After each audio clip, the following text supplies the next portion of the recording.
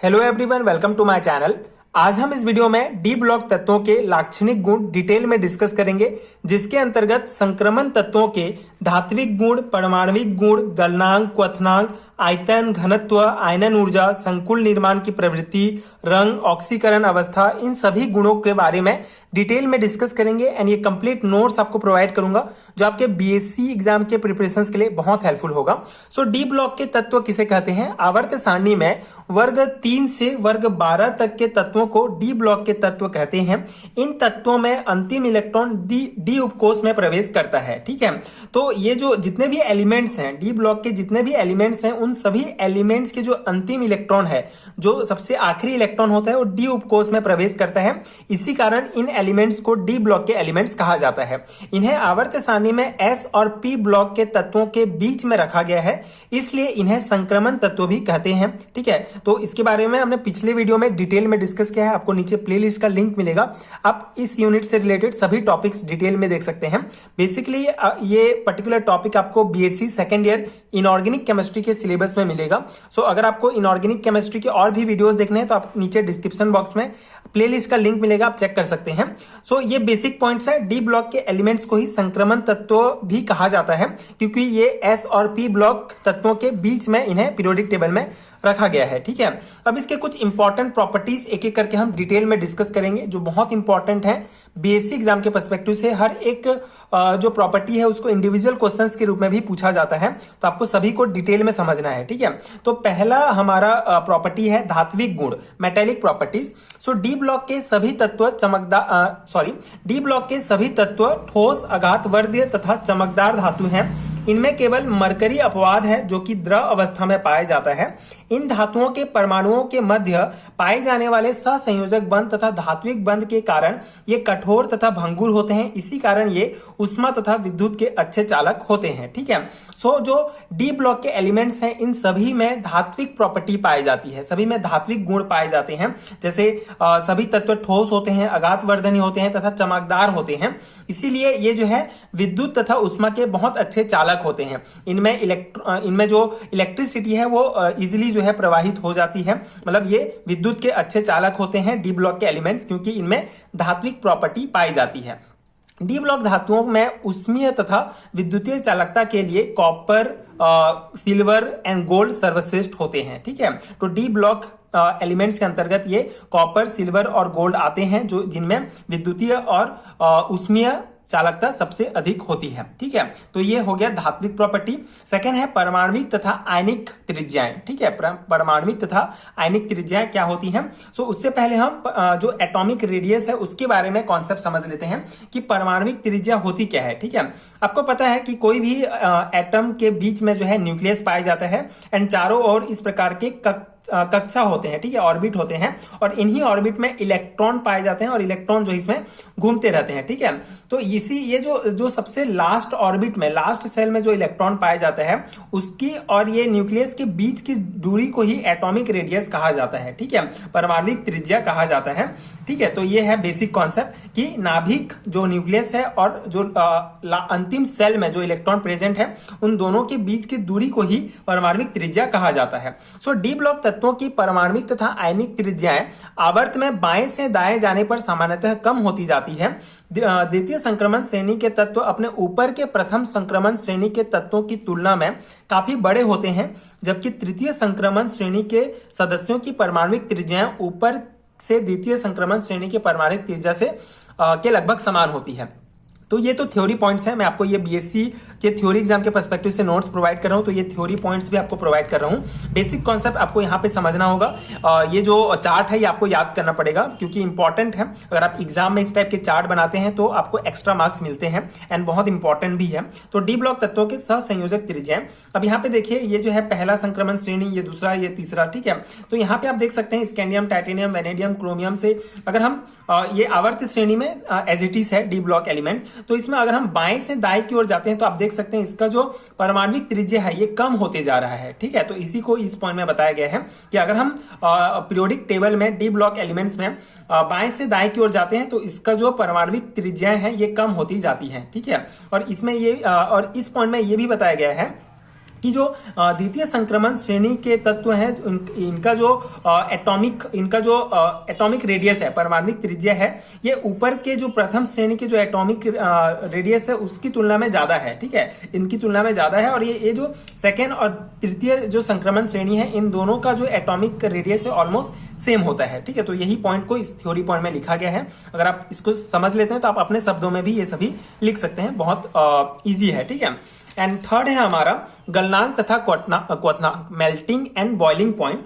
सो संक्रमण तत्व D block के गलनांक तथा क्वथनांक अत्यधिक उच्च, लगभग 1000 डिग्री सेंटीग्रेड से ऊपर होते हैं। इसका कारण इनमें 2 प्रकार के सहसंयोजक बंध तथा धात्विक बंध का पाया जाना है, जिसके कारण संक्रमण तत्व में बंध ऊर्जा अति उच्च होती है। सो डी ब्लॉक एलिमेंट संक्रमण तत्वों की गलनांक एवं क्वथनांक बहुत ज्यादा होती है। इसका मेन कारण है कि इनमें 2 प्रकार के बंध पाए जाते हैं, सहसंयोजक बंध और धात्विक बंध, जिसके कारण इनकी जो बंध ऊर्जा होगी वो बहुत अति उच्च होती है, जिसके कारण ये इनका मेल्टिंग और बॉइलिंग पॉइंट बहुत ज्यादा होता है। डी ब्लॉक के टंगस्टन का मेल्टिंग पॉइंट 3410 डिग्री सेंटीग्रेड है, जो सबसे अधिक है। ये बहुत इंपॉर्टेंट है। इस टाइप के अगर वन लाइनर टाइप आपको दिखते हैं तो ये आपको याद कर लेने हैं, क्योंकि ऑब्जेक्टिव टाइप क्वेश्चन में इस टाइप के क्वेश्चन पूछे जाते हैं। सो डी ब्लॉक एलिमेंट्स में टंगस्टन का मेल्टिंग पॉइंट सबसे अधिक होता है। एंड जिंक, कैडमियम, मरकरी के क्वथनांक अपेक्षाकृत कम होते हैं, क्योंकि इनके आंतरिक डी कक्षक पूरी तरह से भरे होते हैं, कोई अयुग्मित इलेक्ट्रॉन नहीं होता है, अतः इनमें सहसंयोजी बंध नहीं पाए जाते हैं। और इनके गलनांक एवं क्वथनांक के जो हाई होने का एक और कारण है कि इनमें बेसिक आपको प्रॉपर्टी पता है कि डी ब्लॉक एलिमेंट्स में जो है अर्ध अयुग्मिक इलेक्ट्रॉन होने चाहिए। ठीक है, अयुग्मित इलेक्ट्रॉन होने चाहिए, लेकिन जिंक, कैडमियम और ये मरकरी जो है ये अपवाद है। इनमें अयुग्मित इलेक्ट्रॉन नहीं होते हैं। ठीक है, पूरी तरह से फुलफिल होते हैं, तो इसके कारण इनका जो क्वथनांक होगा अपेक्षाकृत कम होगा। लेकिन बाकी जो डी ब्लॉक के एलिमेंट्स हैं वे सभी अयुग्मित इलेक्ट्रॉन उसमें पाए जाते हैं, इसके कारण उनका मेल्टिंग और बॉइलिंग पॉइंट बहुत ज्यादा होता है। तो ये हो गया गलनांक एवं क्वथनांक। नेक्स्ट पॉइंट है हमारा, नेक्स्ट प्रॉपर्टी है परमाणविक आयतन एवं घनत्व, atomic volume and density. D block तत्वों में जैसे जैसे परमाणु क्रमांक बढ़ते जाते हैं वैसे वैसे एटॉमिक डेंसिटी भी कम बढ़ने लगती है, जबकि परमाणु क्रमांक बढ़ने के साथ साथ आयतन कम होते जाता है। तो ये बहुत सिंपल सा पॉइंट है, यहाँ आप देख सकते हैं परमाणु क्रमांक बढ़ते जाता है। जैसे हमने यहाँ पे देखा आयनिक त्रिज्या में देखा कि जैसे जैसे परमाणु क्रमांक बढ़ते जा रहा है उसका जो परमाणविक त्रिज्या है ये कम होते जा रहा है। ठीक है, तो परमाणविक त्रिज्या कम हो जाएगा, डिक्रीज होगा। अगर परमाणु क्रमांक इंक्रीज होगा तो परमाणविक त्रिज्या डिक्रीज होगा, जिसके कारण आयतन भी डिक्रीज हो जाएगा। परमाणविक त्रिज्या डिक्रीज होगा तो आयतन भी डिक्रीज होगा, और उसके कारण उसका जो डेंसिटी है ये बढ़ जाएगा। ठीक है, तो ये पॉइंट है परमाणविक आयतन एवं घनत्व, जो एक इंपॉर्टेंट प्रॉपर्टी है डी ब्लॉक एलिमेंट्स का। घनत्व जो है जैसे जैसे एटॉमिक नंबर बढ़ते जाएगा इसका जो डेंसिटी है ये इंक्रीज होते जाएगा। ठीक है, घनत्व भी बढ़ेगा एटॉमिक नंबर के साथ। तो ये हो गया परमाणविक आयतन एवं घनत्व। नेक्स्ट प्रॉपर्टी है हमारा आयनन ऊर्जा, आयनाइजेशन एनर्जी। सो आयनाइजेशन एनर्जी क्या होता है हमने पिछले क्लास में डिस्कस किया है, एक बार रिकॉल कर लेते हैं।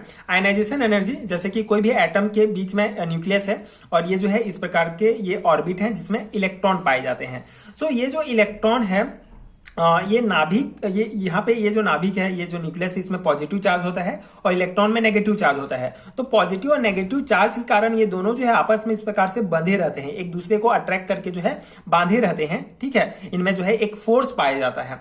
तो इस इलेक्ट्रॉन को इस एटम से बाहर निकालने के लिए हमको एक एक्स्ट्रा ऊर्जा की आवश्यकता होती है, एक अलग प्रकार के एनर्जी की आवश्यकता होती है, जिसको आयनाइजेशन एनर्जी कहा जाता है। सो किसी भी एटम में इलेक्ट्रॉन को बाहर निकालने के लिए एक अलग प्रकार के एनर्जी की आवश्यकता होती है, जिसको आयनाइजेशन एनर्जी कहा जाता है। सो संक्रमण तत्वों में परमाणु का आकार छोटा होने पर आयनन ऊर्जा का मान बढ़ता है और परमाणु का आकार बड़ा होने पर आयनन ऊर्जा का मान घटता है। बहुत सिंपल सा कॉन्सेप्ट है, यहाँ पे देख सकते हैं। ये अगर परमाणु का आकार छोटा है, जैसे कोई भी एटम का ये आकार छोटा है, तो इलेक्ट्रॉन नाभिक से और इलेक्ट्रॉन और नाभिक की दूरी जो है बहुत कम होगी, जिससे वे ज्यादा जो है स्ट्रांगली जुड़े होंगे। तो उसको इस इलेक्ट्रॉन को अलग करने के लिए एक्स्ट्रा आयनाइजेशन एनर्जी की आवश्यकता पड़ेगी, मतलब ज्यादा आयनाइजेशन एनर्जी की आवश्यकता पड़ेगी। इसीलिए संक्रमण तत्वों में परमाणु का आकार छोटा होगा तो आयनाइजेशन जो आयनन ऊर्जा है उसका मान बढ़ेगा, और अगर जो साइज है वो बड़ा होगा तो इन दोनों के बीच जो अट्रैक्शन है वो थोड़ा सा कम होगा, जिसके कारण हमें इसकी तुलना में कम आयनाइजेशन एनर्जी की आवश्यकता होगी इसको बाहर निकालने के लिए। तो वही पॉइंट है, जैसे जैसे अगर आकार कम होगा तो आयनाइजेशन एनर्जी ज्यादा होगा, और आकार अगर बड़ा होगा तो जो आयनाइजेशन एनर्जी आयनन ऊर्जा है वो डिक्रीज होगा। इसके बाद ये इंपॉर्टेंट पॉइंट्स हैं। लेंथेनम का आयनाइजेशन एनर्जी 5.61 इलेक्ट्रॉन वोल्ट होता है जो सबसे कम होता है, और मरकरी का आयनाइजेशन एनर्जी 10.34 इलेक्ट्रॉन वोल्ट होता है जो सबसे अधिक होता है डी ब्लॉक एलिमेंट्स में। तो ये पॉइंट्स आपको याद रखने हैं ऑब्जेक्टिव टाइप क्वेश्चंस के लिए। नेक्स्ट हमारा है संकुल निर्माण, कॉम्प्लेक्स फॉर्मेशन। तो डी ब्लॉक जो एलिमेंट्स हैं उनमें कॉम्प्लेक्स जो है संकुल निर्माण की प्रवृत्ति पाई जाती है। सो संक्रमण तत्वों में संकुल बनाने की विशेष प्रकृति या क्षमता होती है। यह गुण अपूर्ण डी ऊर्जा स्तर के कारण होता है। संकुल बनाने हेतु केंद्रीय धातु आयन में लिगेंड द्वारा प्रदान एकाकी इलेक्ट्रॉन युग्म को व्यवस्थित करने की क्षमता होनी चाहिए। तो संकुल निर्माण क्या होता है? संकुल निर्माण के लिए जो सेंट्रल मेटल एटम होता है वो लिगेंड के साथ जुड़ के जो है एक कॉम्प्लेक्स बनाता है, उसको संकुल निर्माण या कॉम्प्लेक्स फॉर्मेशन कहा जाता है। तो संकुल बनाने के लिए जो केंद्रीय धातु आयन होता है वो लिगेंड द्वारा जो एकाकी इलेक्ट्रॉन युग्म प्रदान होता है उसको व्यवस्थित करने की क्षमता होनी चाहिए। एंड जो डी ब्लॉक एलिमेंट्स हैं उनमें ये गुण पाया जाता है, ये एक विशेष क्षमता पाई जाती है जिसके कारण वे संकुल का निर्माण करते हैं।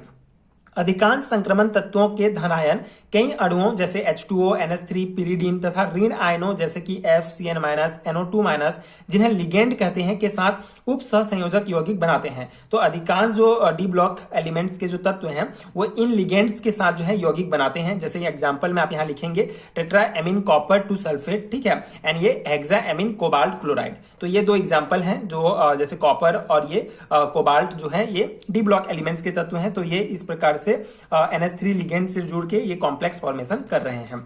और संकुल बनाने के लिए यह क्षमता निम्नलिखित कारणों पर निर्भर करती है। संकुल बनाने की जो क्षमता डी ब्लॉक एलिमेंट्स में पाई जाती है इसके निम्नलिखित कारण है, जैसे कि उच्च धनावेश के कारण संक्रमण तत्वों के धनायनों का आकार बहुत छोटा रहता है, जिससे धनायन आसानी से लिगेंड द्वारा प्रदान इलेक्ट्रॉन युग्म ग्रहण कर लेते हैं। उच्च धनावेश मतलब संक्रमण तत्वों में उच्च धनावेश होता है जिसके कारण उसका जो धनायनों का जो आकार है बहुत छोटा होता है, जिससे वो इजिली जो है लिगेंड द्वारा जो एकाकी इलेक्ट्रॉन युग्म प्रदान कर रहा है उसको एक्सेप्ट कर लेते हैं। सेकेंड रीजन है इनमें रिक्त N-1 d ऑर्बिटल रहते हैं जिनमें लिगेंड द्वारा प्रदान इलेक्ट्रॉन समाविष्ट हो जाते हैं। तो इनमें जो है अनफिल्ड और डी ऑर्बिटल होते हैं, जिससे वो जो इलेक्ट्रॉन जो लिगेंड प्रोवाइड करते हैं वो इजीली उसमें फुलफिल हो जाते हैं। तो संक्रमण तत्वों द्वारा बनाए गए संकुलों के आकार वर्ग समतलीय, चतुष्फलकीय और अष्टफलकीय होते हैं। तो ये भी इंपॉर्टेंट पॉइंट है। नेक्स्ट प्रॉपर्टी है रंग, कलर। सो संक्रमण तत्वों के यौगिक अधिकतर रंगीन होते हैं। इसका मुख्य कारण N-1 d ऑर्बिटल का हाफ फिल्ड होना, ठीक है। तो ये इंपॉर्टेंट है कि संक्रमण तत्व जितने भी जो कंपाउंड बनाते हैं वो अधिकतर जो है रंगीन होते हैं। इसका मेन कारण है हाफ फिल डी ऑर्बिटल। तो यहाँ पे कुछ एग्जांपल आप लिखेंगे, जैसे कि स्कैंडियम 3+, ये कुछ आयन है, टाइटेनियम का आयन, वेनेडियम, क्रोमियम, ठीक है। तो स्कैंडियम, टाइटेनियम, इनका जो अयुग्मित इलेक्ट्रॉन की संख्या है ये 0 होती है, इसके कारण ये रंगहीन होगा। टाइटेनियम में जो अयुग्मित इलेक्ट्रॉन की संख्या इसमें 1 होगा, ठीक है, तो ये हल्का बैंगनी होगा। वेनेडियम ये हरा होगा, ये गहरा हरा, ये बैंगनी, ये रंगीन। मतलब अगर अयुग्मित इलेक्ट्रॉन की संख्या नहीं होगी, ठीक है, अयुग्मित इलेक्ट्रॉन की संख्या 0 होगी तो वो रंगहीन होगा, और अगर अयुग्मित इलेक्ट्रॉन की संख्या होगी तो उनमें कुछ ना कुछ कलर पाया जाएगा, ठीक है। तो ये आयंस हैं और ये है। और यहाँ पे कॉपर और जिंक जो है इसमें अयुग्मित इलेक्ट्रॉन की संख्या 10 है, इसलिए ये भी रंगहीन होता है। तो ये हो गया रंग वाला जो प्रॉपर्टी है डी ब्लॉक एलिमेंट्स का, इतना आपको ध्यान रखना है।